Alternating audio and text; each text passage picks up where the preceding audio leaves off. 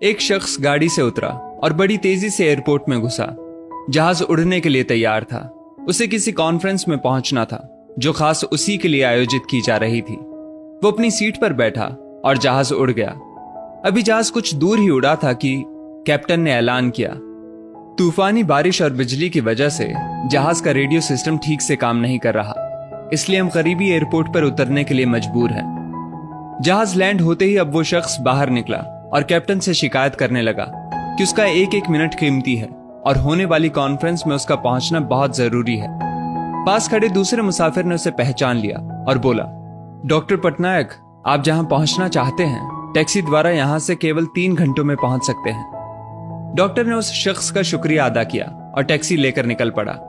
लेकिन ये क्या, आंधी तूफान और मूसलाधार बारिश ने गाड़ी का चलना मुश्किल कर दिया। फिर भी ड्राइवर गाड़ी चलाता रहा। अचानक ड्राइवर को एहसास हुआ कि वो रास्ता भटक चुका है।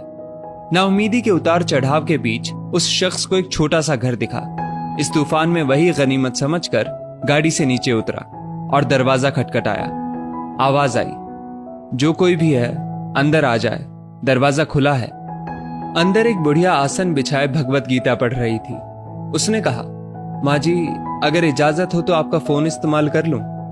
बुढ़िया मुस्कुराई और बोली, बेटा, कौन सा फोन? यहां ना बिजली है ना ही फोन। लेकिन तुम बैठो, सामने चरणामृत रखा है, पी लो, थकान दूर हो जाएगी।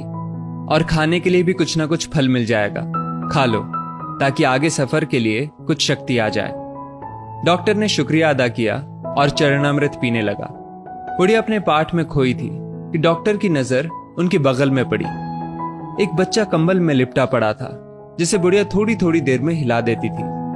बुढ़िया ने पाठ समाप्त किया तो डॉक्टर ने कहा, माँ जी, आपके स्वभाव और एहसान ने मुझ पर जादू कर दिया है।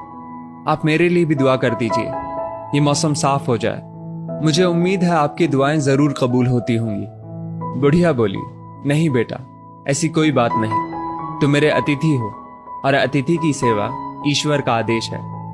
मैंने तुम्हारे लिए भी दुआ की है। परमात्मा का शुक्र है, उसने मेरी हर दुआ सुनी है। बस एक और दुआ मैं उससे मांग रही हूं, शायद जब वो चाहेगा उसे भी कबूल कर लेगा। कौन सी दुआ? डॉक्टर ने पूछा।